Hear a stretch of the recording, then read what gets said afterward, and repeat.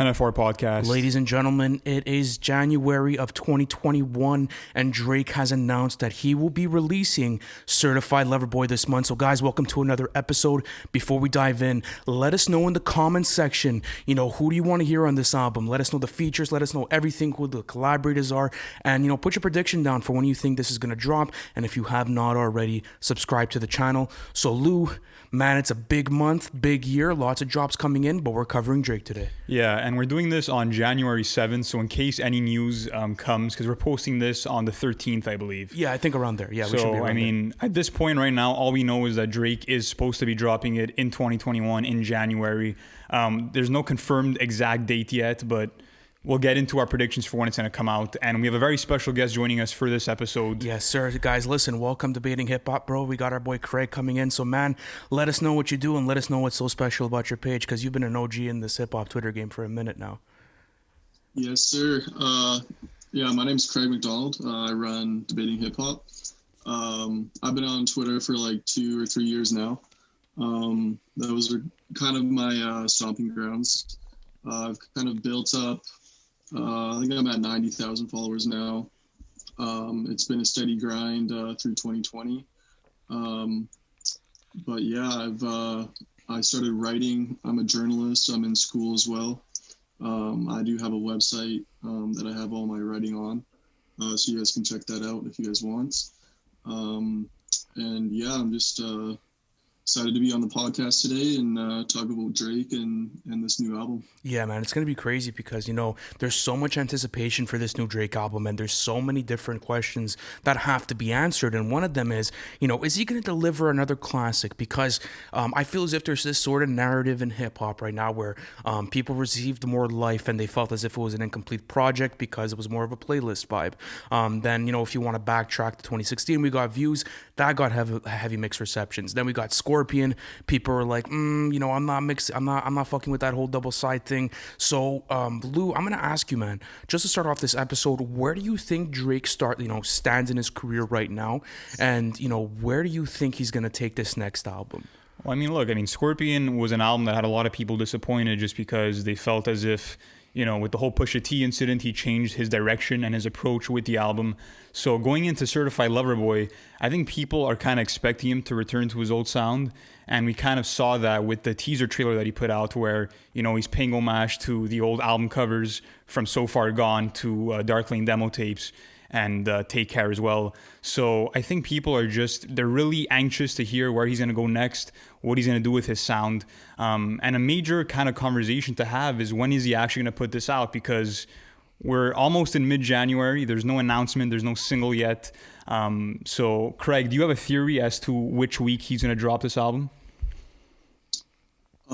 Since we're already into the first week of January, I feel like it's going to be at least late January, like the 25th or like even later, the 29th. But I'm not really too exactly sure when he will. It could be any time, like with a lot of artists right now, just because of the pandemic and that kind of stuff. So.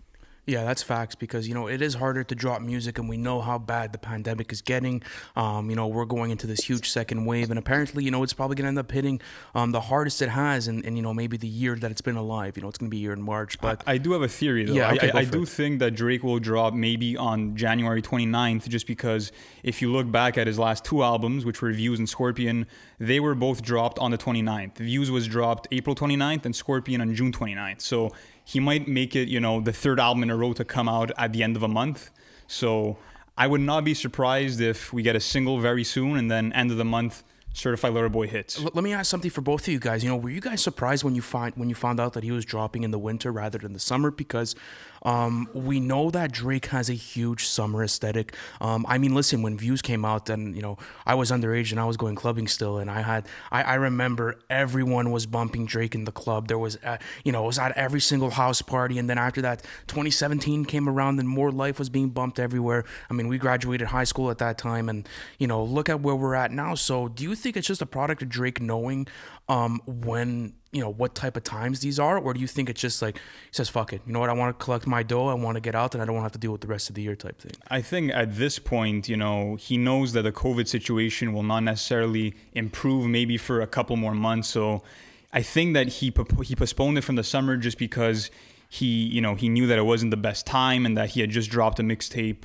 with Dark Lane demo tapes. So he maybe pushed it to think that he would maybe be able to tour in summer of 2021, but now that's still kind of looking iffy. So it just sucks for me that we won't have that Drake energy of, when Drake drops an album, everyone's bumping it in their cars, the streets are going crazy, you're hearing it in the clubs, everywhere you're hearing, that new Drake album. So Craig, let me ask you, do you think that it's a good decision for Drake to drop the album at the beginning of this year? I think it is because there's not really any big name artists that are going to be dropping like at the top of the year right now. And he does have a lot of buzz around the album already. Like actually yesterday, people were saying he was spotted filming a music video with Meek Mill in the Bahamas. So I have no really idea what the vibe of the album is, but if he's releasing it in the winter and it's called Certified Lover Boy, there must be some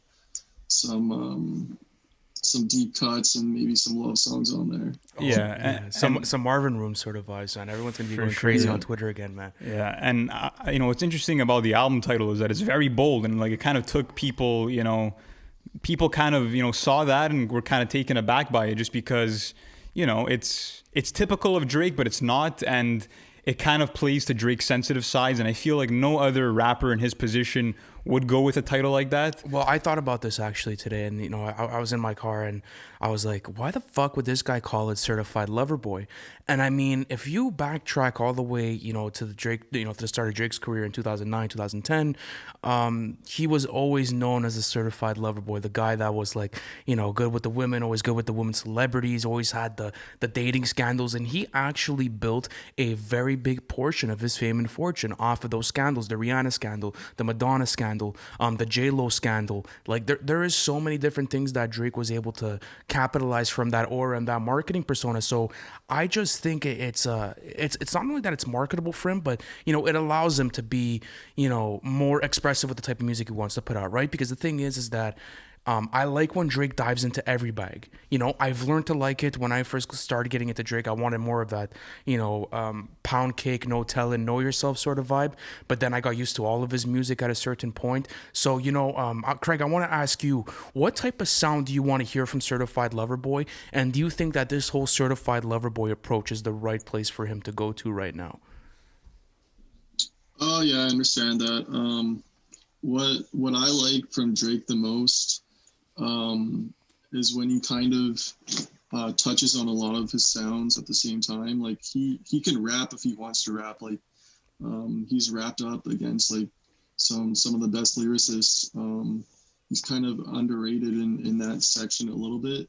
He's not the craziest rapper, obviously, but he can turn it on and off if he wants. And then you've got like hit Drake. He can drop a hit whenever he wants to. Like his melodies and that kind of stuff. But around the title of the album, I'd love to see some more softer songs, obviously. Just Certified Lover Boy, some more emotional songs, I guess. No, that's facts. But I really don't know like where he's gonna go with it, just from the singles and from what they put out so far. But that's facts. And you know what? Every time that a Drake album comes out, we have to be cautious of what's going down because this guy is such a calculated dude, and this guy was not raised by any marketing team. It was actually all the cash money that brought him up. So this guy has experience selling records. Mm-hmm. And for those who don't know, actually, this is his first album where he'll be getting all of the masters. The rest are with Lil Wayne and Cash Money. So we're going to see where we go with this. He might deliver us a completely different sound because he's finally getting his payday. Lou, I want to ask you this in particular. Would you sort of blame him if he went into that sort of lane where he was filling up his pockets and he didn't care about necessarily the quality of the album, but he was racking up the hits on it? But that's the thing with Drake is that, he's been able for years now to make, songs that are going to chart number one in the Billboard Hot 100 and, go platinum. But at the same time, there's quality behind them. If you just look at Laugh Now, Cry Later, which dropped back in the summer, it's a quality hit. It's made for radio play, but at the same time, you have Drake, having 3 verses and actually spitting. And not only that, but it's a very, bouncy song, and it's it's a quality hit, and Drake is always gonna, cash in on those.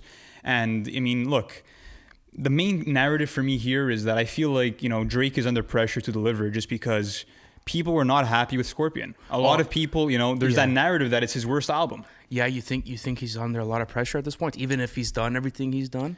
But that's the thing now is that, I mean, look, he's the most streamed artist of all time. He is the king of the Billboard charts. The man has done it all. But at this point, people are still questioning his artistic integrity. You know what I mean? From the ghostwriting allegations to the Pusha T beef where, the narrative was that he lost, that feud. So, Craig, let me ask you, do you think that, Drake has something to prove with CLB? I definitely do. I definitely think he has something to prove. Like his past 3 or 4 albums and projects have been kind of on the fence with opinions. Most of them like not so good. Like Views, More Life, Scorpion, all those projects kind of had a lot of criticism towards them. So if Drake came and dropped like one of his best projects right now, I think that would definitely help him and his career, even though he doesn't need it on the sales side, just kind of on a more hip hop head side, Yeah, but I don't know if Drake could even enter that lane at this point, just because he has been able to be so profitable and so successful in different lanes. So on the podcast, we've talked about many different genres that Drake has dived into. We could talk about dance hall and the Jamaican culture. We could talk about the Toronto culture and the Crody culture and that whole thing going on there. UK drill, R&B, conscious rap. Like there's so many different profitable genres that Drake has been able to dominate and do successfully. So listen, I'm going to talk about my expectations with this album because I do have high expectations for it, and actually this is probably one of my biggest years for Drake, because Drake entered my main listening very recently. I started listening to Drake a long time ago, but he's slowly climbed up my... You've grown more of a liking to him, right? He makes hustle music. That's what he does. He sells a dream and he sells it so well, and that's what I fuck with. I'm not gonna lie here. I'm a sucker for it. But the thing is that I was thrown off with Scorpion because I do like a lot of the R&B hits. I'm not gonna deny the quality. As long as Noah Shabib is touching that, and as long as the OVO camp has a say on it, I think it's gonna be sheer quality. But that's not what I'm asking of him. I want to hear something that he's never done before and make it sound complete and focused. Because it's a couple of albums now where are you going? What's the direction of the album? If you're putting out a full body of work, I can't sort of buy into one song.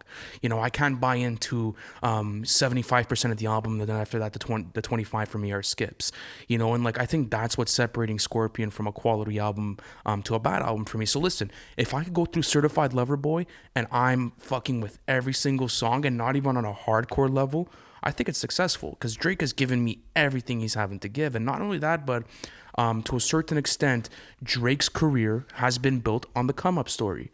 And listen, dude, the guy's come-up is finished. Like, what else is he really going to do at this point? So those are sort of my expectations. Yeah, and it's interesting that you say that just because Noah Shabib, has spoken about Certified Lover Boy and has said that it will not be focused on, one kind of lane, and that there's going to be a variety of sounds. So that gives me the impression that, like his, most recent albums, he's going to have a blend of the R&B tracks and of the more, rapidy rap songs, and, just a big variety of sounds. So that kind of worries me, but at the same time, I feel like he'll find a way to make it work. Yeah. Does it bother you, Craig, that he might have a couple of different sounds going in on it? Or do you want to hear, are you completely okay with it? And are you okay for, let's say, the Scorpion and Views vibe? No, I'm fine with it as long as he delivers the quality.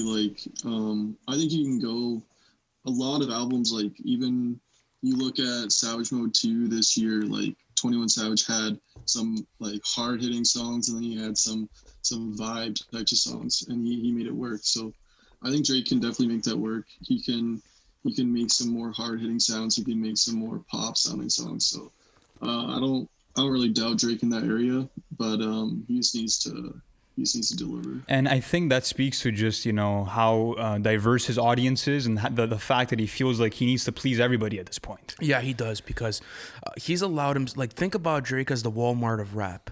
That's what I feel as if he's at right now. I feel as if He this caters guy, to everybody. he caters. You walk into Walmart, I mean, you'll leave with everything for another 5 years and you'll never have to go back. You know, and like that's the sort of thing that you're getting from Drake. I mean, you want dance hall vibes, you get it. You want that Toronto sort of aesthetic, you're getting it.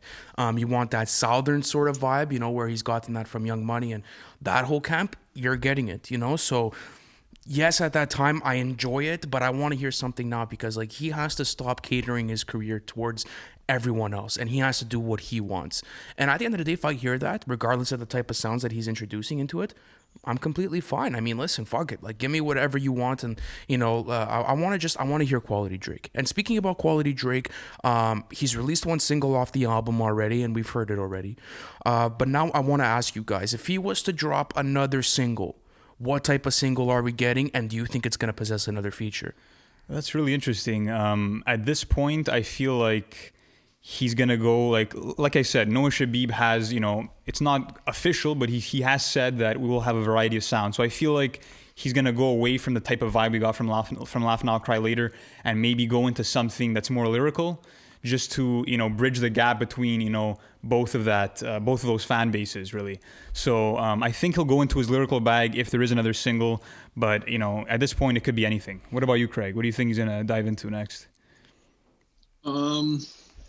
I kind of want to see a lot of people on this album. I know a lot of people are looking for Wayne, a new Wayne and Drake song. I know they dropped BB Freestyle or whatever this year, but I'd love to see another Wayne and Drake song on the album. And I know that Drake and Benny the Butcher have a song in the cut as well. So that would be really dope to see. Like a Griselda member at that level. But I'd love to see him work with Roddy Ricch and some other young talent as well. And they have a leak out together right now. I think it's called In the Cut. I don't know if you've heard it. Between Roddy and Drake.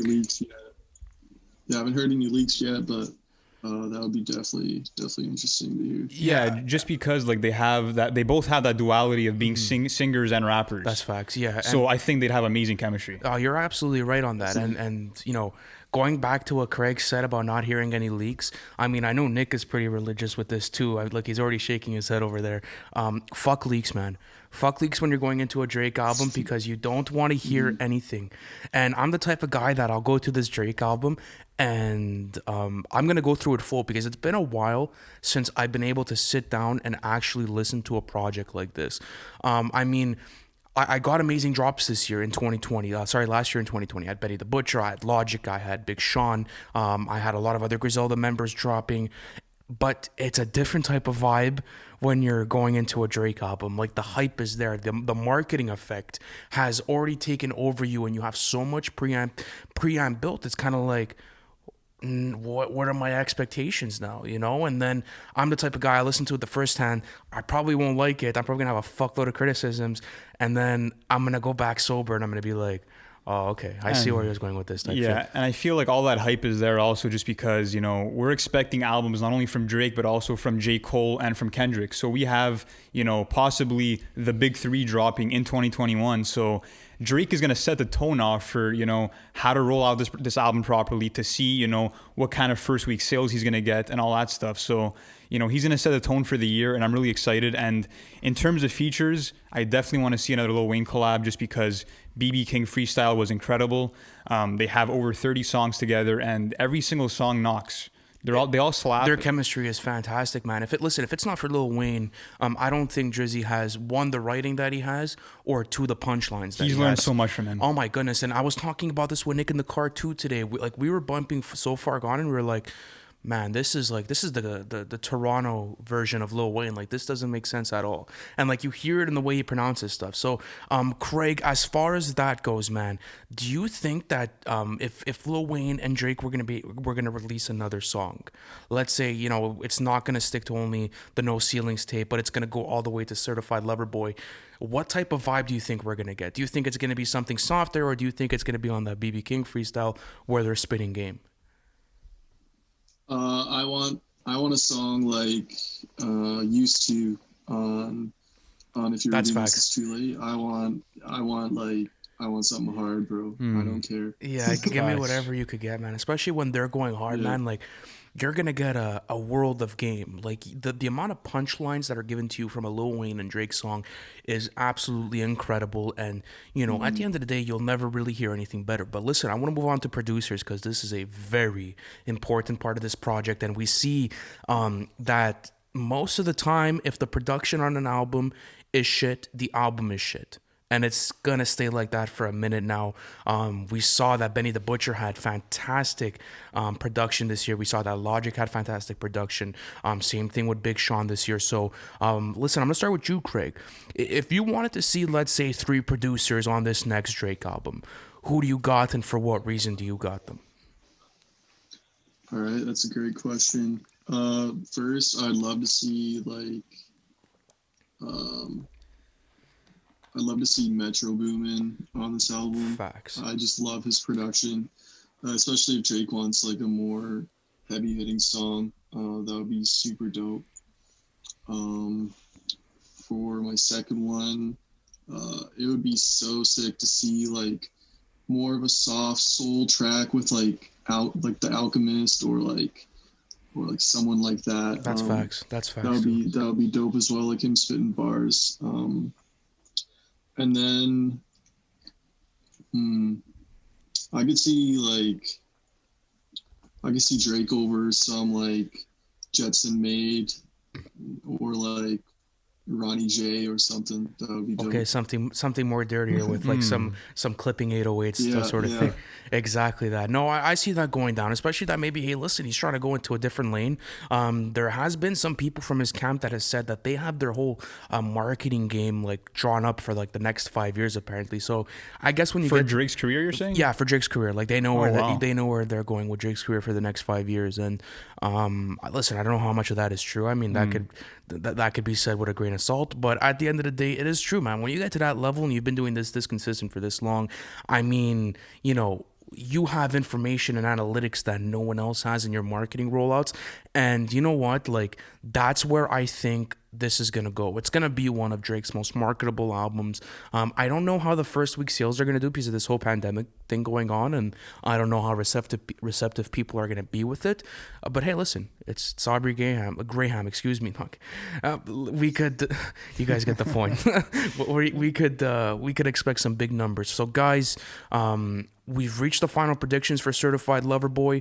We've shot a lot of shit for it. Let's talk about this. Let's talk about what do you guys think you're getting from this album, and how do you think it's going to age with you guys even before hearing it? Because you can make some pre-assumptions because Drake has a very lengthy discography and it is not the first project we go through. So Craig, I'm going to give you the floor first. What do you think is going to go down, and how do you think you're going to fuck with it?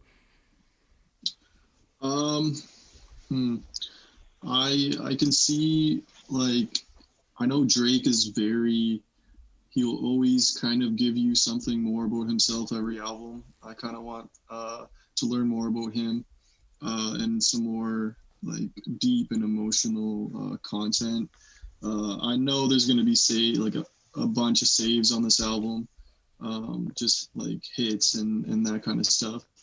I really can't do much predicting right now, but I really hope he delivers, and like I just want to see Drake make like a critically acclaimed album again, and yeah, that's pretty much it. Okay, What do you got? Look, I think that the big topic of discussion is, will this be Drake's biggest week in terms of first week sales? So if we look back at his past albums, we have Thank Me Later that sold 447,000 first week, Take Care 631,000, Nothing Was the Same 658,000, Views 852,000, and Scorpion 732,000. So there was a bit of a dip between Views and Scorpion, and now that we're in the age of this pandemic, it's kind of hard to predict how much he's going to sell first week. But what's your prediction? My prediction would be 700, just a bit less than what he did with Scorpion, but still, which is still amazing. 700,000 copies first week in 2021 amidst the pandemic is fantastic. Facts. Like, if you had to lock that into 365, are you doing it? I'll do it. 700,000 first week. Okay. What do you have? Sheesh. Man, I think we gotta put a bet on this with the boys. I don't know if I'm allowed to say that on YouTube, but Listen, he's not doing Scorpion numbers. I don't think he's doing Scorpion numbers. In my opinion, you have that completely right. Views was just a product of, if you're reading this, it's too late, and What a Time to Be Alive, and like that. All that hype. Yeah, that was, and then after that, the whole One Dance single and like Controller, like that blew it up. I think 650. I think 650. That's fair. I think 600 to 650 is a fair gamble on it. I don't think he's gonna crack the seven bills. I don't think. It's hard because Taylor Swift is putting up 800K. If Taylor Swift is putting up 800K and like she has like some super demonic vibes, like really deep in the industry, She vibes, usually puts up a million. yeah, like everyone's pushing her album. I don't think, like I just don't think that Drake's gonna. Hey, listen, it depends. It depends because this is the only thing that comes into play there. How much exposure does Drake have around his name right now? That's what I'm gonna ask both of you guys. You guys give me a little consensus about what that happens, and I'll come back to my first week sales and I'll give mine. So Craig, what are you predicting first week for Drake? Yeah, let's get this. I'll let you go first, and I'll come back to mine. I've seen a big dip in sales because of the pandemic, so I really don't know. Because like what you said before, like when a Drake album comes out, everybody's playing in the club, the streets, and that kind of stuff. So it might not get like that big of numbers. I would probably say probably like I'd say 450. Oh wow! Oh, that's yeah. He's never gone that down in his. You're lowballing. Yeah, I know. I'm lowballing. Yeah. Because right now, like The Weeknd sold 400 or somewhere around 440, there. I think. Yeah. No one's really touched that high yet. Obviously, Drake can do it. But I'm just gonna lowball it for now. That's fair. We'll see the buzz of it. Yeah, no. So you said 650. Are you sticking by that? I think I'm gonna have to stick with that because I haven't think he's done that low since Take Care. I don't think. Yeah, go check. I think Take Care was at 630 if I'm not mistaken. Take Care was 630. Yeah. Nothing was the same 650. Okay, yeah, fuck it. Let's do it. Let's backtrack 6 years and let's take off 6 years off of his resume and hype and let's put him there. Let's put him at 6 to 650. And all of this is kind of, depending on the fact of how good of a job he does marketing this album. And, we've seen some of the marketing roll out so far. I think the first taste we got of it really was in August of 2020 when we started seeing that, celebrities and other people in Drake's camp were kind of promoting the merchandise that he had sent them. Yeah. Crazy. No, listen, I'm going to get onto this topic because I feel as if I could give some good insight here. As far as digital marketing goes, I think that as soon as you start getting that sort of social media influencing where you're having everyone in a span of 3 days receive your merchandise line and you're having an equal amount of people. So like, let's say you're working with 10 different collaborators, let's say, right? Like I'm just sure-shotting because I don't have his rollout in front of me. If I did, I'd be a multimillionaire. But let's say I have his rollout. What I'm guessing he did from what I saw online, like, let's say 10. Let's split it up in 10 different people that got his merchandise line. That was split up into like 3 different nights where he was able to get these pockets of exposure going from him. And you saw that he was doing it for the week where he would have bigger and bigger names doing those cosigns for him. So already there, he knocked it on with the merchandise line. Not only that, but he got a collaboration with NOCTA. For those who are not familiar with NOCTA, they are a brand and, they did a whole collaboration with Drake and Nike. Jackets were, went for sale. And this partnership between Drake and NOCTA is worth an estimated $450 million. Yeah, that's fuck you money. I said that before. That's fuck you money, and it'll continue to be fuck you money because it's Drake.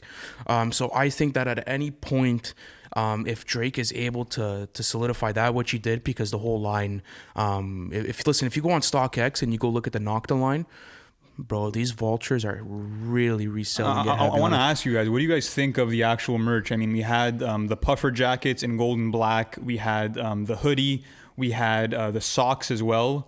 And also a pair of pants. Yeah, what do you think? And the price for the jacket was $400. The hoodie, $120. And the pants, $110. Very expensive. And the resale value is fucking crazy now. Yeah, Craig, did you cop him? Probably not, honestly.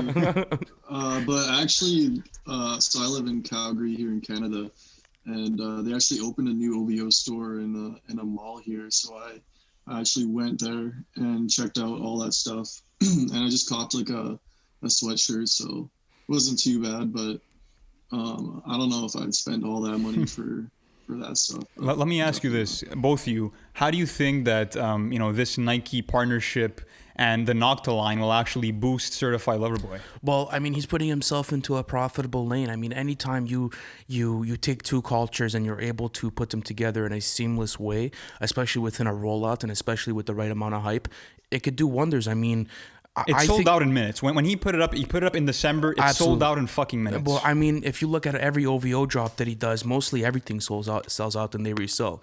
You know, if Drake puts out a pair of Jordan 11s with Nike, with Jordan, excuse me. Well, same thing. It's gonna resell in minutes, and you're gonna see that it's gonna fly up. For me, it's like, I think he saw what Travis Scott did with Astroworld and the whole merchandise bundle.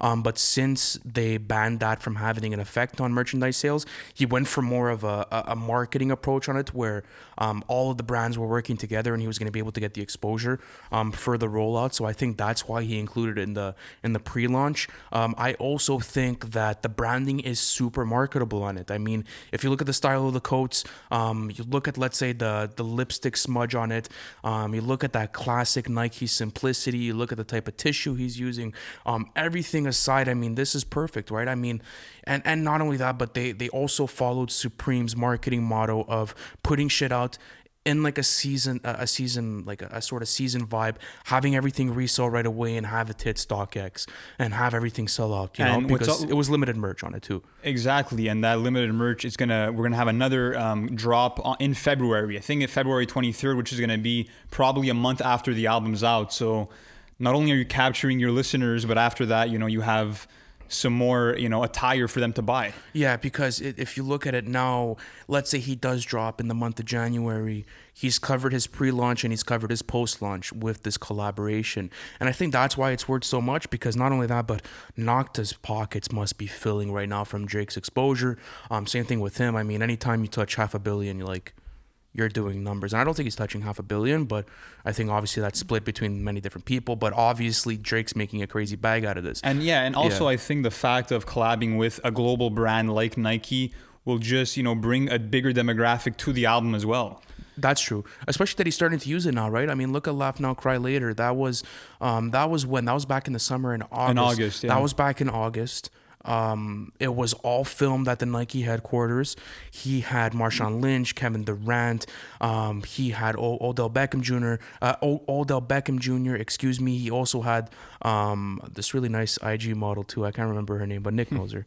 But listen, he's doing it right on social media influencing. And Craig, I want to ask you something, man. Now that the industry is becoming extremely commercialized and people are obviously chasing the dollar, and this is becoming a marketing trend more than anything, do you think that more artists are going to start having these rollouts where they're collaborating with brands and they're starting to put up that sort of thing now? Oh yeah, for sure. And you can see that, and a prime example of that is Travis Scott right now.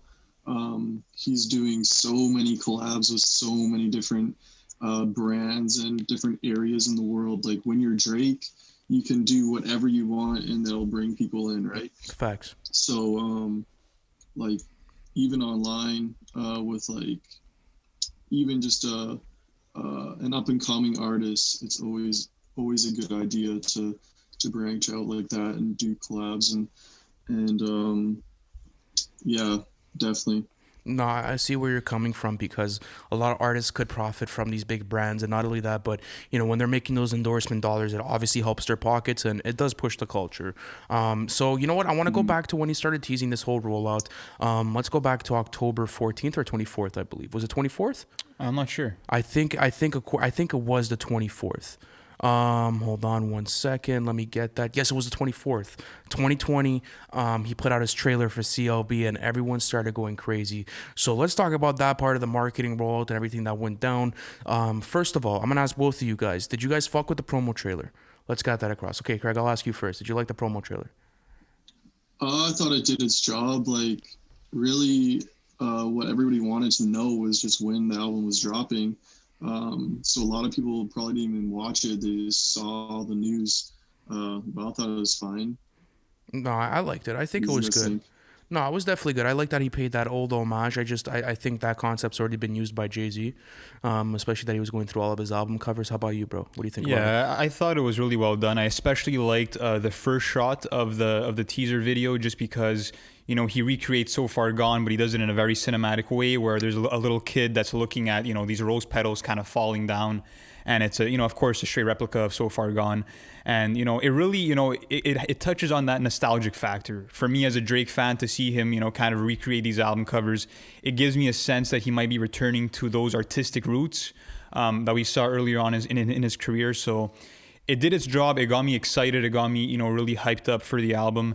And I thought that it did its job, and it didn't reveal too much, and he shouldn't have revealed too much. You know what I mean? You have to keep that anticipation and that mystery going into the album. That's facts, especially when you're doing that sort of marketing. I mean, you don't want to reveal your whole hand before actually going into the album, because then who's actually going to go listen to the album, right? And like, we've seen artists fuck up like that before. Well, listen, I don't think anyone's like as clueless maybe as the person that took care of Junior Lucas's ADHD rollout, where like they kind of put out 8 singles before the actual album. That was awful. That's one of the worst album rollouts I've ever seen in hip-hop. That was horrible. Awful. Taboos was done properly though. Taboos was actually not too bad. So, but going back to this, let's talk about just the final expectations for Certified Lover Boy and where we're going with it. And I also want to compare it to his other albums and talk about his other albums. Yeah, that's something else I want to touch on is what your guys' top 3 Drake albums are. Okay, so who are we starting with? Who's taking the floor on this? Because there's a kind of like a silent or. You're saying for the top 3 albums, or for the predictions? Let's do top 3 albums first, and then we'll do the predictions, because the top 3 albums is a heavy conversation. Okay, so Craig, I want to start with you, and of course Drake has a lot of mixtapes and the More Life playlist and whatever else, but let's kind of just focus on the main albums here. So we have Thank Me Later, Take Care, Nothing Was the Same, Views, and Scorpion. So out of those 5 albums, what are your top 3 and why? Number 1, I go Take Care. It's just a classic. That's definitely my top 1 Drake album for sure. And then number 2 out of all those, I'd go Nothing Was the Same. Number 2. Definitely number 2 with Pound Cake and Tuscan Leather and those types of songs. And then number 3 is really a throw up for me. Because Thank Me Later is very nostalgic, but I also fuck with Views more than Scorpion. So I'll go either Thank Me Later or Views. I actually really would rather put if you're reading this, it's too late there, but since it's a mixtape, Yeah, that's facts. I feel the same way. Because I was going through his albums actually, and I was looking at everything aside, and I mean, we could stand here and make the argument that Drake's mixtape game is maybe just as strong as his album game. Of course. I mean, it's really scary how this guy's been able to be so successful in 2 different formats and 2 different ways of releasing music. So looking at this, we have Nothing Was the Same. I think I'm gonna have to put that at first. I mean, listen, I'm like Tuscan Leather, Wu-Tang Forever, Worst Behavior, Hold On, We're Going Home, The Language, 305 to My City. Very focused album. Pound Cake, Come Through, All Me. Like, it's just slapper after slapper, and like, obviously, Take Care is more of a classic album because it was sort of his introduction into the mainstream and the limelight. I think I'm going to have to put that at number 2. I mean, listen, Headlines, Crew Love, Take Care, Marvin's Room, We'll Be Fine with Birdman, Lord Knows Rick Ross, HYFR with Wayne, The Motto, Practice. Oh my goodness, bro. This album had full of heaters, man. And I remember when the first time I was ever exposed to this album was on MTV. I think MTV still had much more music, and it was the first time where they were starting to do like those top 10 song rollouts. And then after that, like, that's how it was put onto game with a lot of these mainstream artists like Kanye and Drake. So that's really cool. And then after that, I would probably have to say, because you know how I don't fuck with Views. Yeah, you know how I don't like Views. I'm gonna go Thank Me Later. Even though it's not a favorite of mine. I'm still gonna put it in front of Views. Okay, that's fair. I have to give guys, listen, I have to give Views more of a chance. I think it's something that I'm not listening to properly, or it's just something that's not connecting. And it's funny because Drake said that the same people that hated Views are gonna hate on Certified Lover Boy. Fuck, man, I hope this guy doesn't ruin my ear. I really, well, listen, a Drake album's not gonna ruin my ear, but but listen, no, it's not going to be like that, okay? I'm going to go into this album with an open mind. I'm not going to go with it in anything else. And you know what? Anyone who's listening to this, if you're going to go into this album with that prejudgment aura, just don't even bother listening to it. I think it's completely useless for you because Drake reinvents himself with every single project he puts out. And I mean, the top dogs just work that way. I mean, if you like it, you like it. You don't, you don't. They have the exposure to put out what they want. And now that Drake is getting the full creative decision and the full money decision on this, I think it works so well. And not only that, but I mean, I'm much more accustomed to Drake's sound right now. I'm really in tune with it. I've been listening to a lot of his music, and I feel good with it. So, Craig, I want to ask you another question, man. Do you think... Hold on, wait. I'm just going to give my top 3 albums before we end out that segment. Okay, no. Okay, go for it. No, briefly, though. Take Care at number 1, just because, he perfectly... he perfected that duality of rapping and singing, and all of the classic cuts just make it, one of my favorite albums of the 2010s decade. At number 2, Nothing Was the Same. 13-song album. Hit after hit, not a single miss on that album, and I loved how he proved that he was, that he was going to be here for the long haul on Nothing Was the Same. And number 3 would have to be Views, just because I love everything that he attempted there with all of the dance hall vibes, and it just felt like a complete album. It felt like a homecoming album for Drake. Complete album? Yeah. What do you mean? Come on now.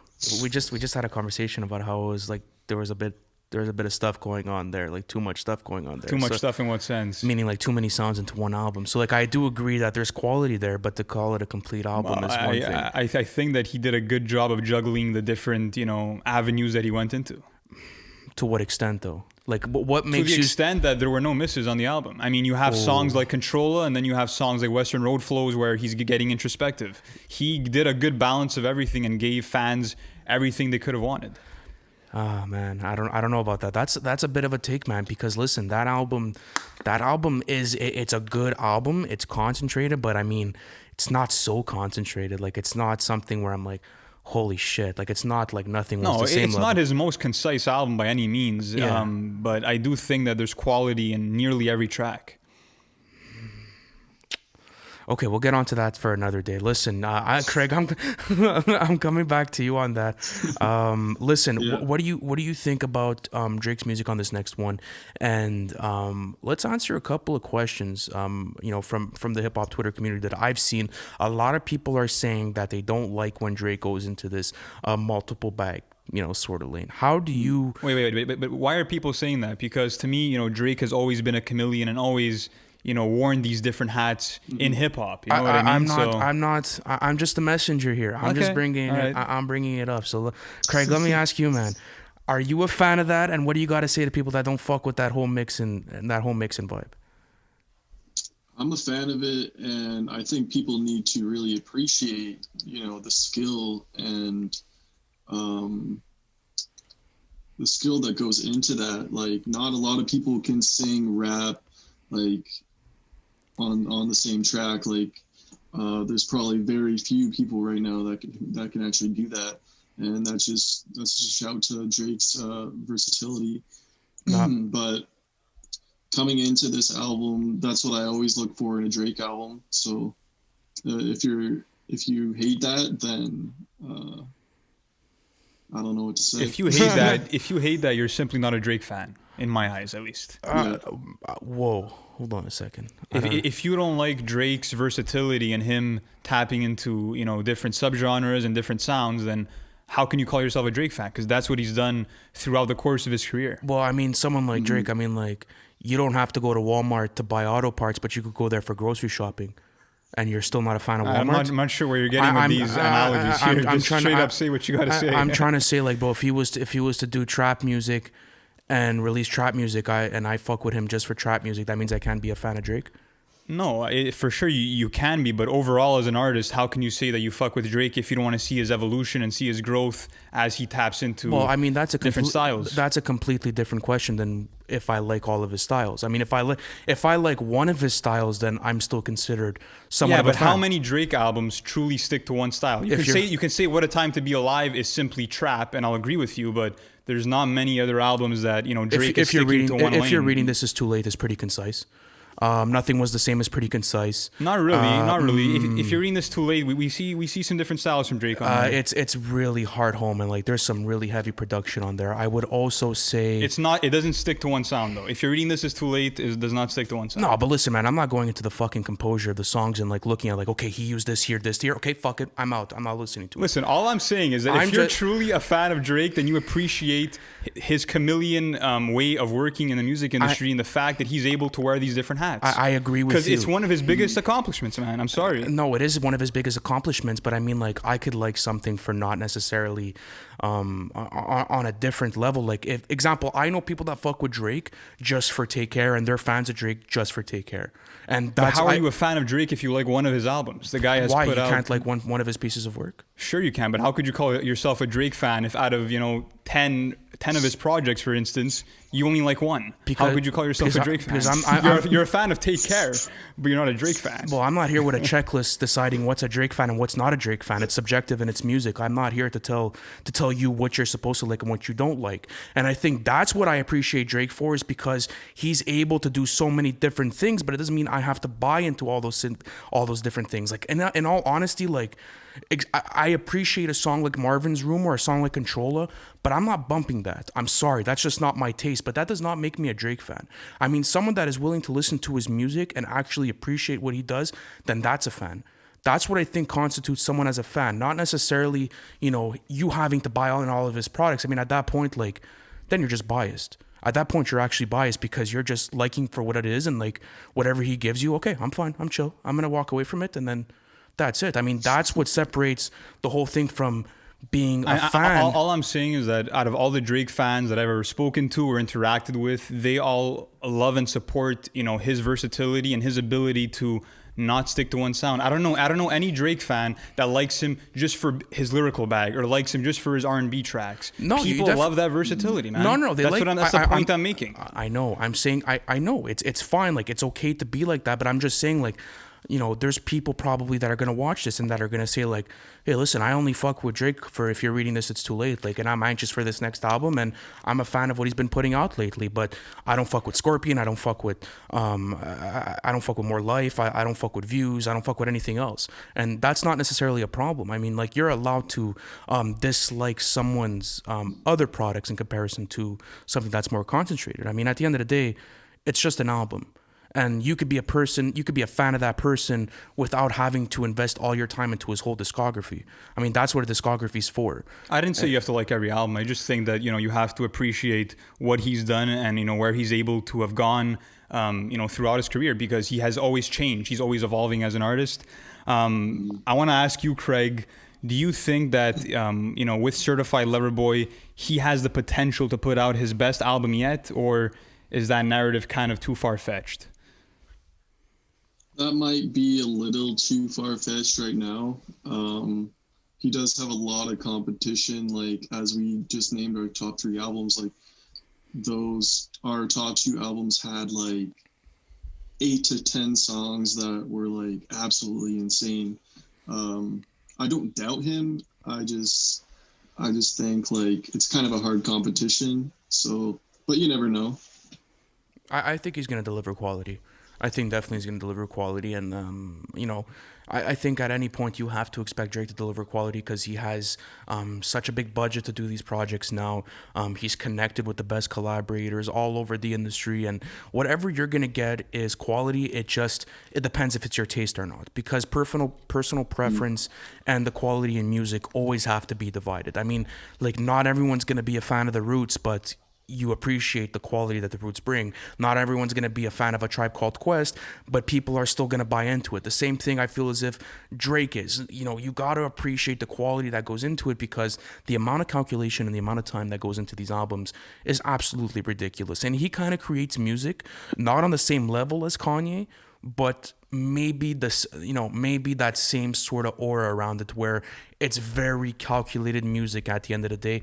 But in my opinion, there is some slip ups with it, and that's what I don't want, is that I don't want the same slip ups as Views, because Views for me did have a potential to be a consistent track list listen. I'm gonna have to go give it another listen after this episode, because I talked a fuckload of shit today. But I want to know that he's delivering to the best of his capability, and that it's just going to be quality. I mean, we could only expect that from Drake at this point, right? Yeah, and regardless, I think that every time that Drake drops an album, or any record for that matter, it's an event, and he's gonna have all eyes on him at this point. No, that's for sure.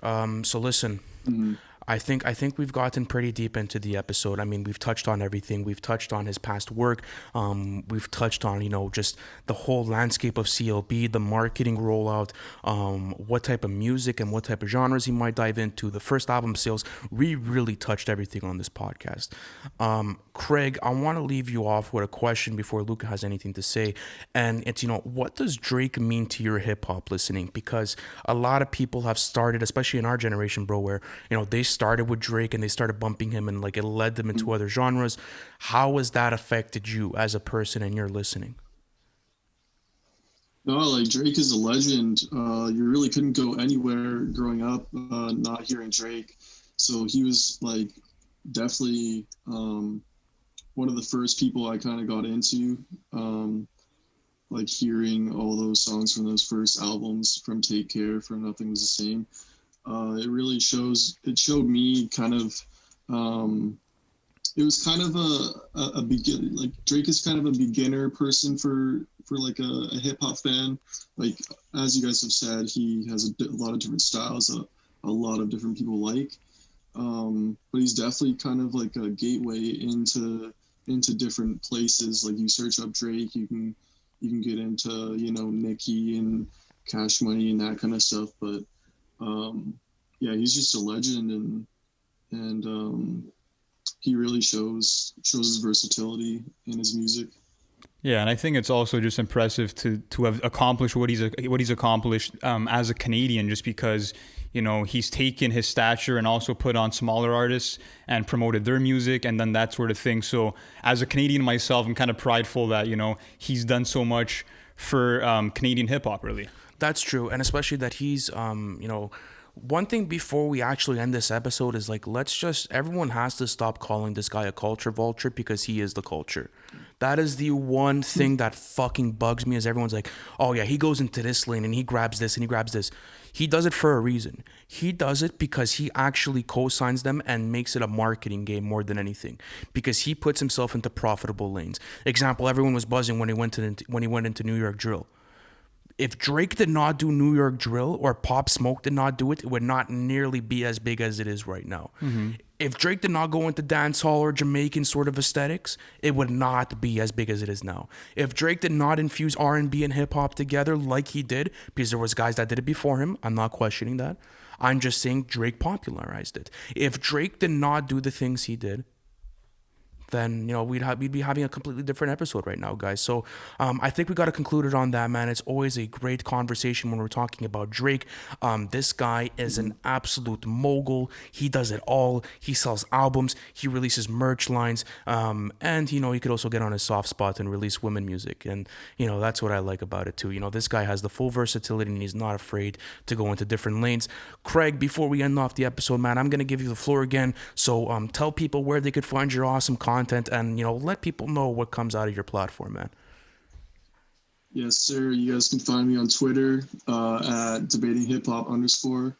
I pretty much just all my content's mostly news, and pretty much just current news, reviews, all my writing and that kind of stuff. But I will be starting a podcast myself pretty soon here, so that'll be exciting. And yeah, that's pretty much. And thank you guys for having me. It was great to talk to you. Thanks for coming on, man. And I have to say, your wall art is beautiful. Yeah, I love those. Is that a thug? Is that a thug poster in the back? Yeah, let's see what's going on there. Here. and then Jay-Z, and then I just got some vinyls back there too. Hey, let me ask you this, man, because I think already by the poster on your wall, you're a Jay fan, and we talked a lot about Drake. Yeah. Do you see the direct influence of Jay-Z on Drake, like just about how they've rolled out their whole careers, and how kind of Drake has that sort of title as the modern day Jay-Z? Oh yeah, for sure, and you can see that in his early career as well, and even getting that Jay-Z feature. Nothing Was the Same was very, very big for him. But yeah, like both Jay and Drake are big hit makers, and like Drake is kind of in that conversation with Kanye and Jay-Z now on like those versus battles, like who would win, Kanye versus Drake or Drake versus Jay-Z. Like he's in those conversations now, which is crazy. All right, so wait, one more question. I'm sorry, man, I'm busting balls, but I want to ask you this: Drake versus Jay-Z battle versus, like, what's going on, man? What do you think's going on there? I'm gonna put you on the spot here. I'm gonna ask you a pressure question. It's actually a good matchup. I never thought of that. Yeah, bro. You know, Jay-Z sold over 50 million records worldwide. You know how fucked up that is? That's insane. Well, personally, like off rip, like I'm going Jay-Z. Like I don't care. Okay, there we go. Like I know Drake has hits and that kind of stuff, and they'll be more relatable for my age. Like, but overall, I think Hove has got that. He has like even his B-side, like not even just his A-side hits, his B-side hits are still crazy. So. And how do you feel about Thug saying that he doesn't have 30 memorable hits? Let's say, how did you feel about that whole situation? Because I know we got kind of touchy on that. I got heated. Yeah, definitely. Yeah, I saw that. I watched the full video just to see, and he kind of took it back right as he said it, because the other guys interviewing him were kind of like, what the heck did you say? But yeah, Thug says a lot of stuff. Like he had comments about Andre 3000 and like Wayne says a lot of dumb stuff too. So yeah, that's true. They're just speaking their mind. They're not too much. Absolutely. I mean, yeah, really, go for it, Craig. Sorry, my bad for interrupting. No. Like really, it's just music. Like Doug can say whatever he wants, and I'll still bump Barter 6. So. Oh man, I'm so hyped for this new YSL tape. I gotta hear it. I want to hear Punk, man. That's what I'm hoping on. Anyways, listen, Craig, it's been a pleasure having you on the show. Absolutely. We'd love to do it again sometime, maybe on your podcast, or maybe you can come back on ours. Anytime you want, you let us know. And for you guys, just a reminder that we're going to be doing a review on Drake's Certified Lover Boy as soon as it comes out. So make sure to hit the subscribe button, keep the notifications on. And Drake is dropping an album this month, guys. And listen, guys, we're probably going to sleep at the studio for that review, so you guys better come watch it. But listen, take it easy, Craig, man. You guys enjoy it. And man, yes, it was a pleasure arguing with you about Drake. It was, man. All right, take it easy, everyone.